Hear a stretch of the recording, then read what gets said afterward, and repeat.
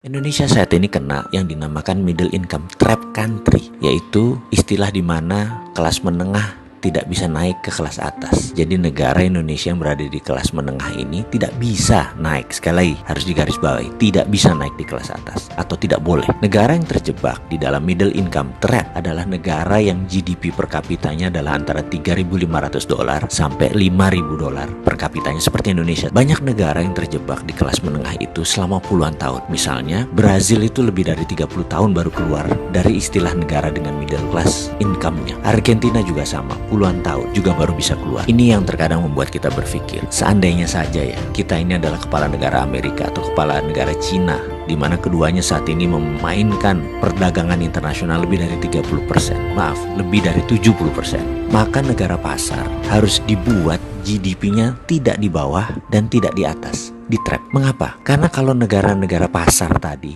income-nya naik, maka negara tersebut harus menjadi negara produsen. Dan ini malah menjadi kompetitor negara besar. Nggak boleh. Jadi nggak boleh negara tersebut jadi produsen. Kalau negara tersebut miskin, misalnya GDP-nya di bawah 1.000 per kapita, mereka nggak mampu beli barang Cina dan beli barang Amerika. Dan kedua negara itu nggak mau membuat negara tersebut miskin. Makanya negara-negara market harus dijebak di tengah. Cara trapnya bagaimana? Dan mengapa harus di trap atau dijebak? Biasanya negara yang berpenduduk besar yang dijebak di tengah oleh negara kapitalis. Caranya dengan jangan jadikan mereka negara produsen dan manufaktur. Kedua, jangan jadikan mereka swasembada pangan. Terakhir, jangan mereka bisa mengendalikan energi. Ada sebuah perkataan dari Menteri Luar Negeri Amerika dulu namanya Henry Kissinger. You control the food, you control the people.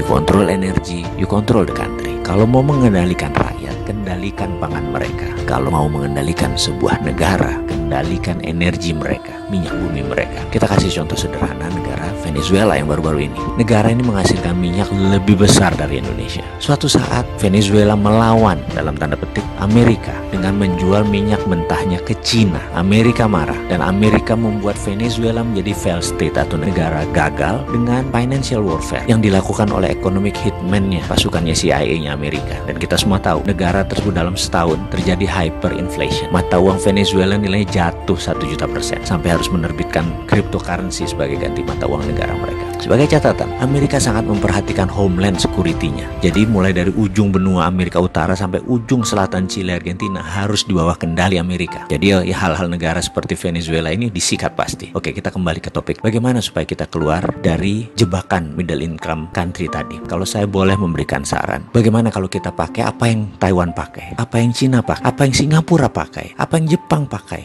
waktu di trap dulu, yaitu dengan TINA. Pasti paham kan, wahai pengelola negara, paham TINA.